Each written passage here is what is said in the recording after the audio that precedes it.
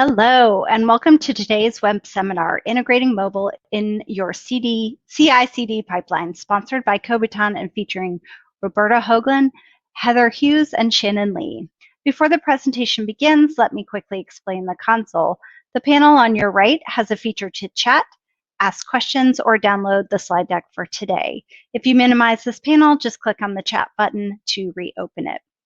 If you do experience any technical issues, please let us know by typing in the question and answer panel. There will be a Q&A session at the end, but feel free to enter your questions anytime throughout the presentation. Finally, to optimize your bandwidth for the best viewing experience, please close any other applications that you may have running in the background. This event is being recorded and will be made available to watch on demand. Once the recording is ready, you'll get an email with instructions to access it. And with that, I'd like to hand it over to our speakers. Great, thank you so much, Sarah. I really appreciate that. So to get started, welcome everyone. Thank you again for joining us today. My name is Shannon Lee. I'm the Dev Evangelist for Kobiton, and today we'll be talking about integrating mobile in your CI/CD pipeline. Before we get started, I'd like to just quickly go over the agenda for today. We will start with a quick introduction for who would be speaking today, followed by a little bit of background about Roadie and who they are and the solutions they offer. After, we will explore the importance of QA to Roadie and the challenges the dev and test teams have faced, followed by the main topic of how Roadie incorporated mobile into their CI/CD pipeline, something I know mobile test engineers are looking to achieve, so I'm really excited to talk about this today. And finally, what it means for Roadie and the future of their testing efforts. Lastly, at the end of today's presentation, we will be opening up to a Q&A.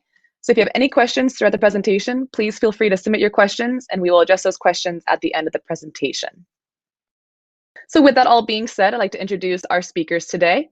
We have Heather Hughes, who is the Communications Manager at Roadie, and Roberta Hoagland, who is the QA Lead at Roadie.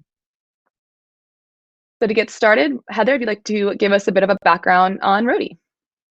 Yeah, sure. Well, thanks for having us. This is really exciting. So Roadie is a crowdsourced delivery platform. We're also a gig economy company.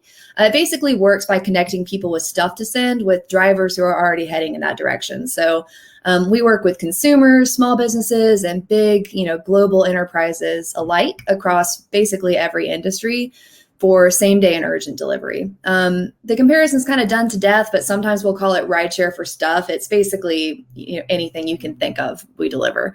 So Roadie drivers deliver everything from cupcakes to couches. Our customer list runs the gamut from big global brands like Walmart. We work with the Home Depot, Best Buy, Advanced Auto Parts, Delta Airlines, Tractor Supply Company, all of those big guys. And then also the small local bakers, florists, and craftspeople who make up our communities.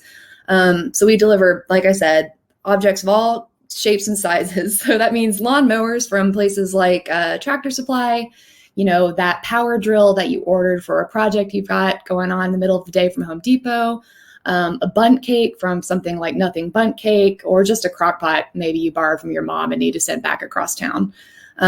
If you fly Delta or Southwest and your bag gets delayed in flight, and they have to bring it to you later, it's probably a Roadie driver who's going to bring it to you. So there are a ton of different use cases. We work with a lot of different stakeholders and we talk to a lot of different audiences. Nice. Yeah, sounds like Roadie has some great things to offer. I think leaving your luggage at the airport and not necessarily want to drive all the way back, but could just get it essentially delivered to you is awesome. That's such a great concept and really cool. So to go further from that, we can just take a moment to kind of look into the mobile experience. So I know the mobile use has skyrocketed since the dawn of smartphones, with majority of e-commerce sales being made on the mobile device.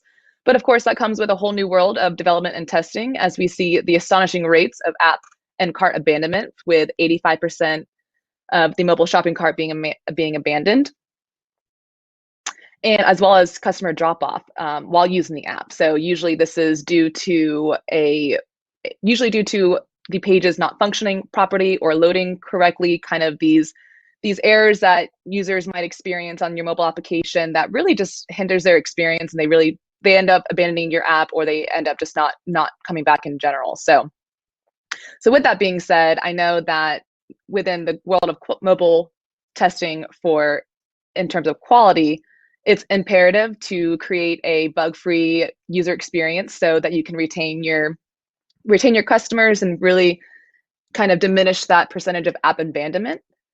So with that being said, I'm really curious, what does QA look like for Roadie from a Roadie perspective, and how is QA important to Roadie? We can take along with Roberta. Yeah, so obviously, yeah, just as you said, QA is extremely important to Roadie. We operate with a model and idea that every bug caught sooner in the development process is a lot cheaper to fix than a bug that's escaped to production, depending on its criticalness. And our app is very flexible, and depending on what customers are using, different features and which drivers are driving the app. So the combinations are pretty limitless in the number of for regression purposes. So being able to automate the process is extremely helpful, of course. Our team structure is really focused on automation engineers. Our CTO is the idea of automated testing and continuous deployment. So we structured our team with about half and half automation engineers on front end, and the other half being on back end. And 2 mobile engineers, 2 web automation engineers, 3 backend engineers, and a performance engineer as well. Wow, that's awesome. I feel like you all have your QA team structure is impressive. It sounds like you have kind of all bases covered on all fronts, which is amazing. And it sounds like you guys kind of have more of a divine strategy that I know works best for you and works best at Roadie. So how did you kind of come about these structures and processes? What kind of challenges did you all face that kind of helped figure out the best approaches and best way to tackle these quality issues? So I guess I'll give you a rundown of what the app looks like when the driver logs into it, and kind of walk you through it so you can see what the automation is sort of doing in testing. So when a driver first logs into the app, they kind of see a map with a bunch of pins on it to where they can tap one and read about it and say, okay, this gig is an extra large. So I have the vehicle. This is how much it pays. This is the direction that it's going. Maybe I'm already driving that direction. They bid on one of those gigs, and just within a few minutes, the app will let them know if they're accepted onto it. If they get accepted onto it, they go to start it, depending on the cost of the gig or the payout, or depending on the sender, they may have to scan their ID to prevent fraud and prove who they are. Once they start the gig, they head to pickup. They get to pickup, and there's a variety of things they may need to do at pickup, which is scanning codes, taking photos, and looking at the entire route and all the packages that they need to pick up from a Walmart or a Best Buy. Once they have all those picked up, they head to each individual delivery based on the route that is presented to them. Once they get to delivery, they may be collecting signatures. They may be taking pictures. They may be getting a driver's license from the driver or not from the driver, but the recipient, to make sure that the recipient is old enough to receive alcohol. They may submit expenses for tolls, and they can submit reviews for the sender. So it's quite the experience. They're doing a lot, yeah. There's a lot going on within your app, and then also what you all are delivering as well. Try to manually test that every single time we want to do a deploy. It would be insane, especially with the number of combinations that are within that flow. Yeah, absolutely. No, that definitely sounds. I feel like manual testing in those ways would be incredibly tedious. So I know that the different solutions I know you all were looking into to kind of help alleviate these issues or alleviate these pain points. With that being, you have new drivers and new customers coming into play. So how would you say you all kind of, face these challenges? One, what were these challenges? And 2, how did you all face these challenges and kind of, again, set those best practices of quality with Roadie? Yeah, I think we've always been driving towards a continuous development. Or like I was saying, our CTO, James Delmarco, has been super pumped about continuous delivery all the time. But then when COVID hit, Heather is going to talk about COVID a little bit. We really had to push quickly. Yeah, so back to the last slide for just a second, because I'd love to set this up for a minute. So Roadie, we've been steadily growing since we launched in 2014. And then I don't know if you guys remembered, but something kind of crazy happened last year. All of a sudden, delivery was so important. So, it used to be kind of a convenience thing for a lot of people, right? Like you might want to get something delivered because you wanted to save the time, or it was just more convenient for some reason. But for a lot of people, it just kind of turned into an essential function almost overnight. Mm-hmm. So, our volume shot just way off the charts. It was up multiples, like not percentages. Yeah, I can imagine. Yeah, it was like, I think we grew like 4 times last year. So it was a huge period of growth. It was all very, very rapid. And, we had all these retailers we were already working with who suddenly wanted to open up new stores and launch new locations. Tractor Supply Company rolled out same day delivery with Roadie to every single one of their 1,800 plus stores, now 1,900 plus stores. And they turned it on within a couple of weeks. So, and they weren't the only ones. It was just kind of across the board. And we just had to scale and flex up really, really rapidly to meet all of that brand new demand. So, I mean, there was all of that happening very, very quickly. And it included, like I said, Tractor Supply. It was over 1,000 Home Depot stores. We lit up Michael's nationwide. We launched over 700 advanced auto parts. And this was all just in a couple weeks, honestly, like five to 6 weeks. So that was like 5,000 stores overall in just a couple of months. Wow, that's impressive. That's really great. I mean, it's wild to think about the pandemic and the effects that the pandemic has had on companies, and everything, especially in technology. So I can imagine being a delivery service that all of a sudden everything being essentially shut down just really drove up your growth, because everyone now is looking for that contactless delivery or less of that face-to-face, more of kind of stay home, and allow these solutions to grow and be a part of your new day-to-day. So yeah, it's really awesome. So again, go ahead. Sorry. I was gonna say, there's just because there was all this new demand. We added a lot of new drivers last year as well. We have 30% more drivers this year than we did this time last year. So we have all these new users. We have we have all these customers that we have to keep happy, and they all have their own demands. And I know Roberta can talk about all of the things that means for us on this side of things. But it was just trying to underscore like what a crazy time of growth this has been, and how important it's been to make sure that the product was able to hold up. Yeah, absolutely. And I can also see how that has influenced release speeds and wanting to kind of achieve that continuous integration and continuous delivery to meet those release speeds, especially if you're given just kind of an unexpected, upgrowth, basically, that you want to match that and get it out quickly as well. And so with that, I know testing can be very important to do just that. So definitely sounds like Roadie has kind of had a moment to see what the challenge is and has worked amazingly to reconcile that challenge and to achieve continuous delivery and integration that we'll talk about a little bit later in this presentation. So with that being said, we can go ahead and move on. So again, we kind of touched base on Roadie, and we touched base on the growth that Roadie has experienced given the pandemic. So again, touching on that continuous integration. Again, with Roadie facing these challenges, how is Roadie able to solve these challenges? So it was kind of a couple slides back, but with the processes, as we had kind of talked about, we were in that kind of normal bi-weekly cadence of a sprint structure where iterations of testing, but the main UI testing is coming at the end of that regression. And then deploys if everything looks okay. But clearly in this world, that's not fast enough. 2 weeks in a pandemic is too long to get out the things that need to be getting out, especially for scalability and everything that we just suddenly new drivers and senders desired. And we really felt quality was important during this time, because we felt a part of the solution to the larger pandemic, and that deliveries needed to happen, and people couldn't go to stores, and people needed additional work. And the gig economy provided that. So we knew that even though we're a delivery and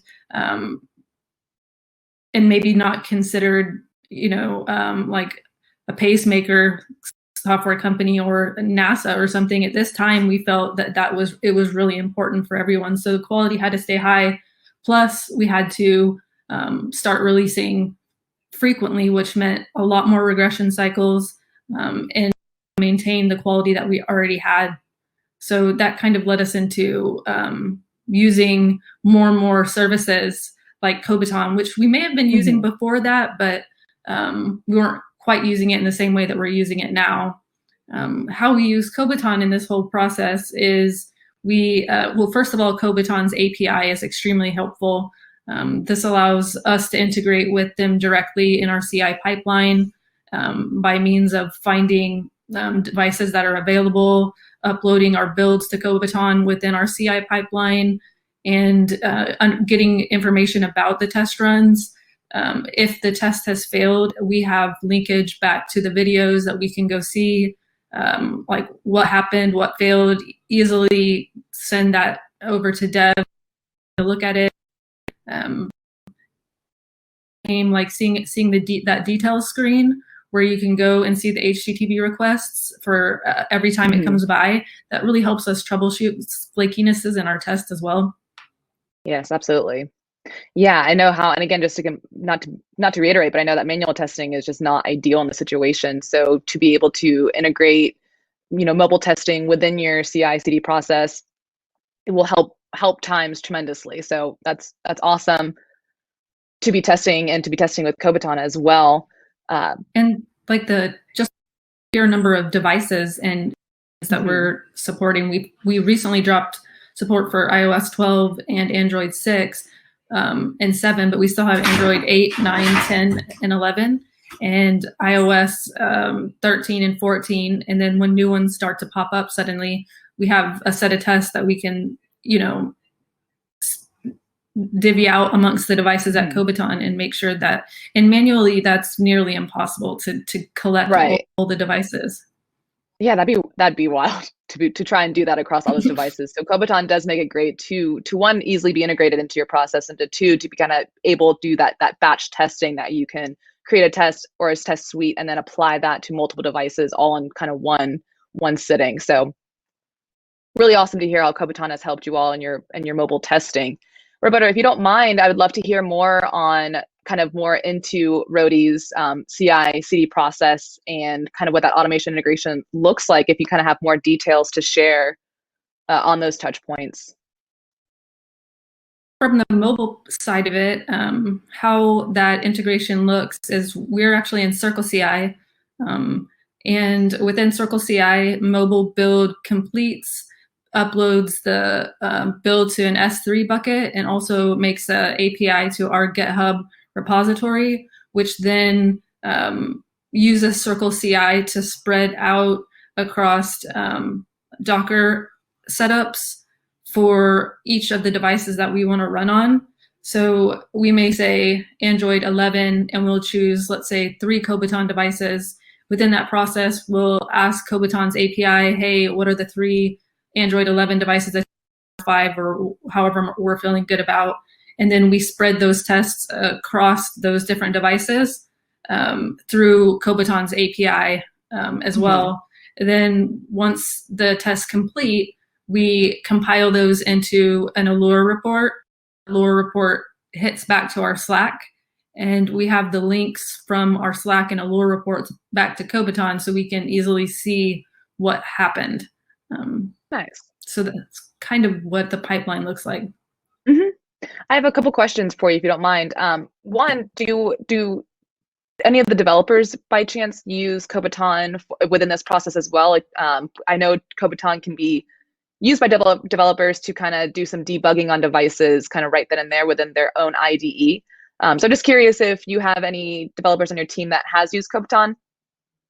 Yeah, they definitely log in and look at the videos. Nice, cool. We tell them kind of what minute such and such is happening, and they'll log in and check it out, and then they can see device logs and everything else that Kobiton has, and what the CPU was like, and kind of device metrics, and get a better understanding of what happened at that moment. Nice, very cool. And then also another quick question: when you all are using Kobiton, do you all script out your own automation individually or separately, or do you use Kobiton scriptless or script-based automation as well within your test suites? We script it out all separately. Okay. So we use a Python Appium, Mm-hmm. and we have a lot of API calls that we're doing to our backend during the test. So it's not quite as much UI. Go click buttons and everything, but the setup itself before a test starts, we need to create gigs and create drivers and kind of build the scenario out. The Kobiton test will even start. Yeah. Oh, nice, cool. Okay, so it sounds, yeah. So again, so your process sounds, again, really well thought out and well put together. Kind of, again, alleviating these pain points of wanting to increase your release speeds and also kind of reduce manual testing. Again, from an automation perspective, was there any huge roadblocks in developing the CI/CD process, whether using Kobiton or not? Anything that you kind of face itself as a challenge, kind of more in its own small way, or was it a pretty straightforward process of kind of achieving this continuous integration? I don't think that it's some of the challenges that we have in general are the idea like how many tests can we run versus how much do tests cost to run, and the CI tool that we're using, how flat can we get in that parallel process. So we've had some challenges, well, not through Kobiton. I mean, Kobiton has the obvious limitation of how many devices exist, but then there becomes the bottleneck of how many how much processing power you want to take to run those. So we've bounced around from CI tools between Jenkins, Travis. We've finally settled on Circle, a really great combination with Kobiton to us. Awesome, nice. So yeah, again, it sounds like you all kind of found something that benefits you all, that works best for you all, faced with these challenges, but then overcoming it with just kind of more trial and error of really just your own best practices. So that sounds great. So we have touched on Roadie a little bit. We have touched on the rapid growth of Roadie and how important it is for continuous integration and continuous delivery. Again, to alleviate these manual testing and also the release speeds as well. So from then, what is Roadie's next kind of focus from a QA perspective? Is there anything that you all are now focusing on? So you have your continuous integration essentially complete. So what is the next step in Roadie's quality engineering?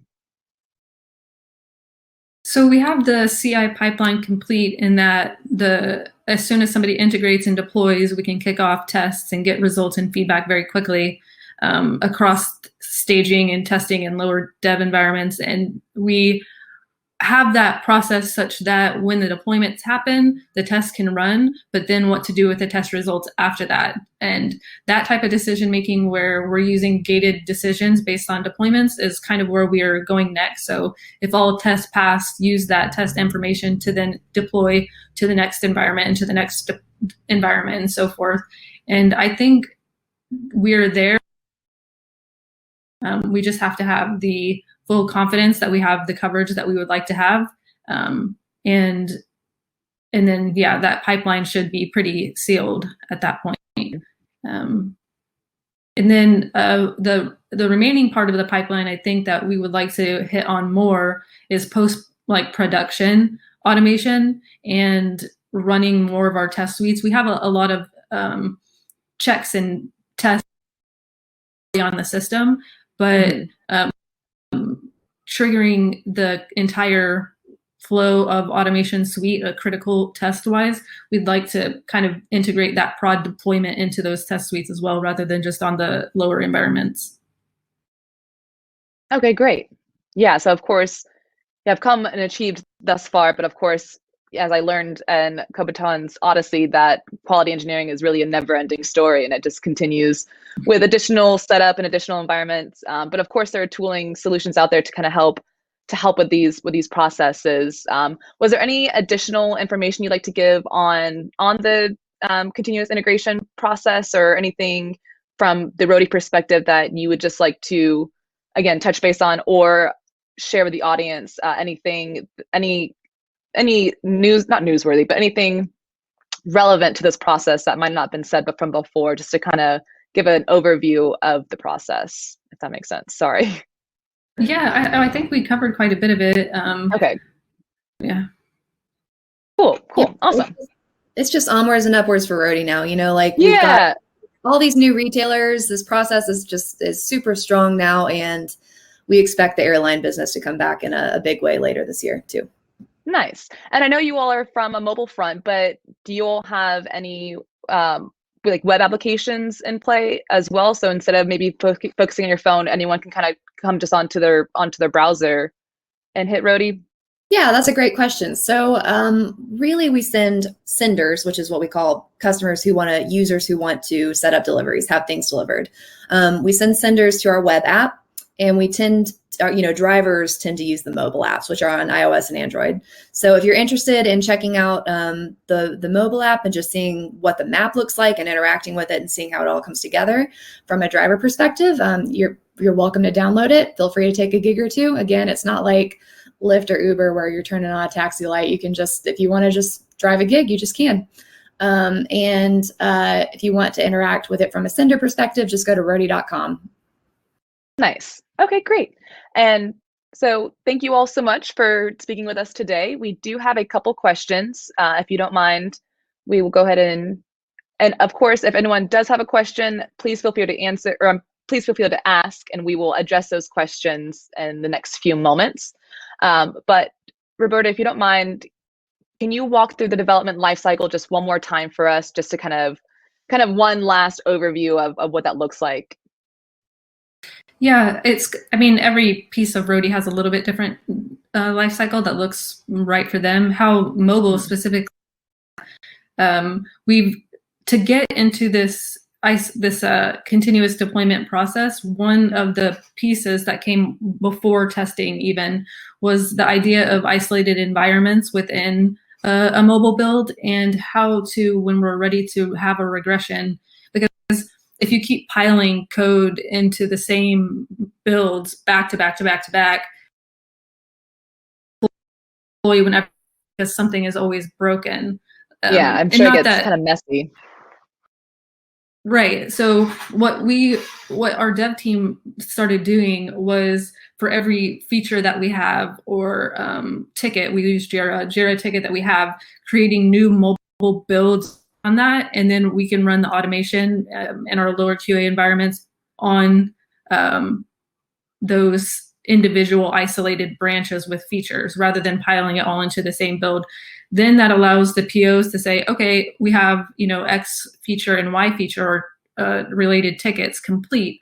Let's go ahead and build a regression build from that. So then we can have a build that is regressible, even though some other features might be broken and still need additional testing. We can break it up right then and say, let's just go ahead and release this. So that kind of helped the deployment process even being able to happen, because a lot of times what will happen is something is broken somewhere else, but these features are attached in the same code base and environments, so you can't deploy yet, because you're going to be deploying bugs. So you have to figure out ways to cost efficiently isolate the testing environments. So that was pretty helpful when we started doing that. Yeah, absolutely. Yeah, I mean, that makes sense. So of course, I feel like that's one of the biggest drawbacks of trying to attain continuous delivery, is that you do have your code base that's kind of tied in with additional code base. So you could have a bug in one sense, but want to test new features. Usually the typical process is waiting until every enhancement, every feature, every bug is fixed and tested and then deployed. But of course that leads you into that two-week sprint cycle. So what happens if you have this bug that is a critical bug and it's kind of affecting your application, and you can't necessarily wait the 2 weeks to do another delivery? So it's really awesome that you all have kind of figured out a way to kind of, and I'm going to say this word wrong, compartmentalize. Ooh, I did it. Okay. Kind of compartmentalize and separate those code bases so that you can focus on each kind of set, and then achieve your continuous delivery by bringing in the code sets that have been tested and completed. So that's great. So so we're looking at, Roadie essentially achieving continuous integration by bringing in mobile testing within their, your continuous integration process. And then also with this continuous delivery by compartmentalizing the code base into feature sets and into bugs and kind of focusing on each set before delivering. So you can kind of bypass that needing to wait until 2 weeks or anything of that sort. So I know that's a leading trend in quality engineering at the moment, is to really accomplish that continuous delivery. I think continuous delivery is going to be the next wave we're seeing. Again, why wait 2 weeks when you can go ahead and get these key features that have been tested out now and have that confidence in testing as well. So very cool to hear. It sounds like Roadie has absolutely found their own, y'all's own best practices that works great for you all, which is awesome. We do have one question here. Do you have some kind of mocking strategy to test UI in isolation, or is it only end-to-end testing in the pipeline? So I'm sorry, what was the question? Isolating the UI testing? Yeah, so they're asking, I'll ask it one more time. Do you have some kind of mocking strategy to test UI in isolation, or it's only end-to-end testing in the pipeline? The way that we're able to do it is, so that driver flow that I was talking about before, where the driver goes through all of those steps, where they bid on a gig, they're accepted onto the gig, they go to the pickup screen, they go to the delivery screen. It's a very long process. I mean, even in an automated world, it might take 5 or 10 minutes. Which is not ideal for a UI test, since anywhere in there something might break. So we're able to do it by through API calls and putting the drivers in the state that they need to be in. So if a driver bids on a gig and they're accepted onto a gig, we might put the driver in that state for that test, start the gig, and move on to the pickup screen, and that's it. That's the total test, because that we can just isolate those UI pieces and the experience of that driver flow. And then, as I was mentioning before, the driver may have the option to add expenses, reviews, driver's licenses, pictures, like all in the same one, but we maybe only want to test each of those pieces individually so it doesn't get to be too long.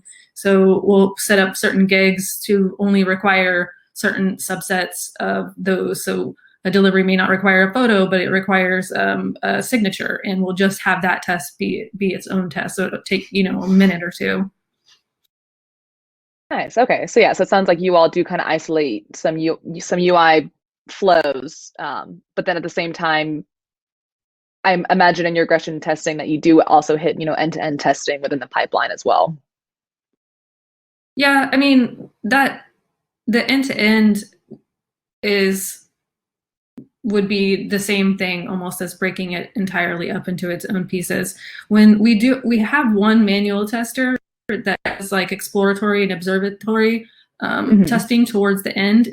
And she kind of runs through lots of those scenarios as if she was a real driver. And she actually drives around and pretends to be a real driver as well. Oh, fun. So yeah, we have that. But to create a test like that would just be really too long and probably kind of flaky. Right. Yeah. And I know flaky tests are just really not even relevant. It's no fun to have flaky tests. Right. So no. Yeah, no, we're like, probably should maintain that. Great. So those are all the questions from the audience. I'm getting a couple more. I apologize. Let me double check here one moment. We have another question of, how long do your individual tests take to run, and how many tests are in a typical suite, and how long does a suite take to run? Let me see. I actually have. Looks like we have about 25 tests that we run, and just from experience, I know they all take about 1 to 2 minutes. So depending on how many devices are available, we'll spread them out as much. One device that might take a long time, an hour. but that's not ideal. So we may maybe even have 2, 3, 5 devices. And then a lot of times too, we'll run them on 11, 10, 9, and 8. And if they pass on all OSs, we can feel a little bit more confident than if it just failed on 8, because we might have gotten a weird device in that moment, or the test might not have been set up for that screen size and we didn't realize it. So yeah, and then we use PiTest and so we kind of can pick menu tests, or we're running through the driver through the menu. We can also we call suites through API calls, so we can also choose which tests that we want to run individually, and then we can group them by any kind of suites that we want as well, by the PiTest markers with critical tests, or saying menu tests, login tests, however we would kind of want to group them. Mm-hmm. Nice. Okay. Great. And we have just one more additional question. Is there any way you could possibly show what your CI/CD of a mobile app release looks like?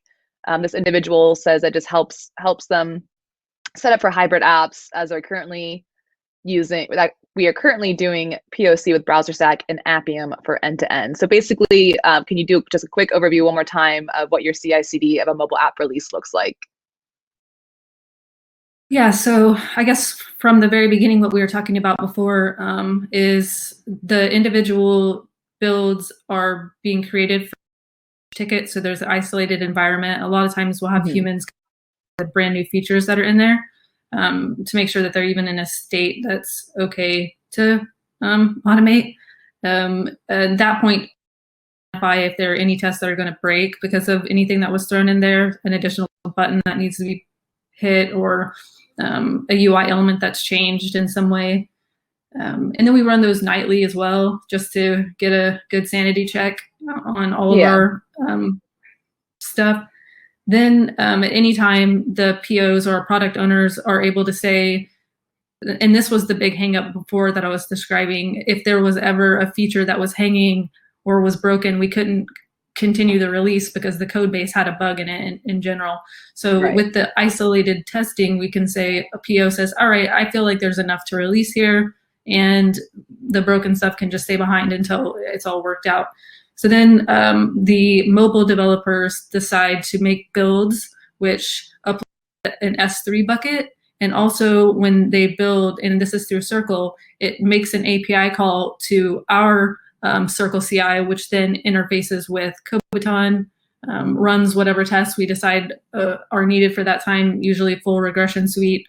And if that all looks great, then they release to the app stores. We also do a slight prod cert. We kind of have the ability we have a production app that we can open prior to it being in the stores. So we can test what's about to go out just in case. Although it shouldn't nothing bad should happen, since our staging environment technically should have the same backend as our production environment. But just for our own sanity, we just take a look at the prod. That's the piece of it that we haven't automated that we really want to automate, which is after that deploy happens, the test can then run into that production environment. Right, because I know the production environment is a little bit more rich with intel and data, because you're actually experiencing, the actual uses of it, versus more in a test environment silo of more incomplete systems. Production, obviously you have everything at play. You have all your integration systems at play. You have user data available, so it's great to test in production. So I can understand how that is going to be a goal for Roadie to achieve that in the future of y'all's testing. So that all sounds great. So with no additional questions, I will just go ahead and say thank you all again for joining today. If you all have a moment, I'd love to go ahead. Shannon, I think maybe one came in at the last here from David Cross. Oh, thank you so much. I apologize. I do, yes. I'm so sorry for that.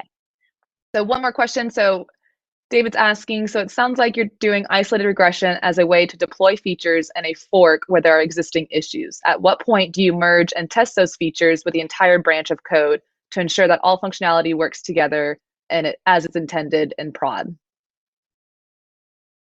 And we go to our staging environment. So all the isolated builds are tested against the QA environment and QA background, which is ever changing as well because backend is working on stuff. But if we just want to release the mobile app with whatever backend exists, we used to do a bulk because we were a little bit nervous. Mm-hmm. So we would say backend and mobile need to go together all the time, and backend and web need to go together all the time. But now with the staging environment, if we have a backend that is identical to production, we create a mobile build that has all the tickets or features in it that we want, or code bases, and run the staging automation through Appium and Kobiton against the staging backend. So that will be the build that is going to release we'll release it to the stores, and it will run against the backend of a staging environment, which is hypothetically should match the production environment. Right. Nice. Awesome. Yeah, that definitely sounds like a well-established process of getting your features out to production, but also more in I wouldn't say cautious way, but more in they call it a canary releasing, essentially, where you essentially you're releasing to a prod environment, but it's not yet available to consumers just yet. So, but you want to test against it in that prod mimicking environment. So, yeah, and then there's like the one additional layer, so which should match production, but then we have actual production builds that would be released to the store that do point at the production environment. And we could add an additional layer of automation there just to kind of seal it off in case something got mismatched between staging and production. And that's one of our quarterly goals now, is to just do like a critical sweep of that release just before that point. Wow. Yeah. So it really sounds like you all have those kind of intermittent points covered of when testing should be kind of focused, of course. So and again, that's kind of where that continuous integration and then delivery comes from. So it's not just continuous integration regarding your deployment, but it's also kind of continuous testing, as you will, through every part of the development lifecycle, basically, all the way leading up to production itself. So you can have these different staging moments to test, just to thoroughly test your application, which sounds awesome. Very cool. So with that being said, and let me double check I don't have any additional questions coming through. And I don't see any at the moment. So thank you, Sarah, for catching that one for me. So without any more questions, if you all don't mind, I would just love to take a moment to talk about Kobiton and what Kobiton has to offer. So bear with me for a couple more moments. We have, really quickly, just want to kind of dive in to what we are, basically. So Kobiton, so we enter the market with a goal to help mobile critical organizations build, test, and deliver perfect mobile experiences on real devices. So over the last few years, we've been working with industry leaders, much like Roadie, to help achieve their continuous integration on real devices, but as well as other leading leaders in the industry, including Wikimedia and eToro, to find success by helping them eliminate app abandonment and increase quality by accelerating test automation and ultimately convert more opportunities on their mobile channels. Everything we do starts from with the real device infrastructure. I'm gonna actually move to the next slide.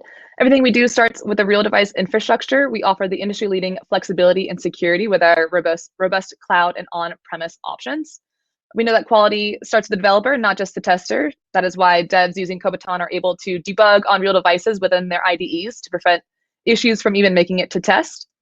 Though once code is pushed to test, your team is going to have a very robust set of solutions within our intelligent quality suite to perfect your application. You'll have access to manual and automated functional, visual, and performance testing, and you can make this move to automation using popular script-based solutions or using our scriptless automation capabilities. We also know that finding issues in tests isn't very helpful without the tools in place to actually resolve them. So we offer session exploration and remediation for any functional, visual, or performance issues that you might find. And ultimately, as we heard a bit today, many of our customers are trying to make continuous testing a reality, but integrations are only as good as your test automation is reliable. So this is where Kobiton is great.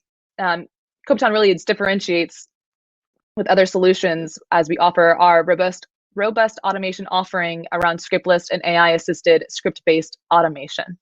So just wanted to kind of, again, touch base on Roadie just a little bit. So we have great solutions to offer for your mobile testing, for your mobile automation testing.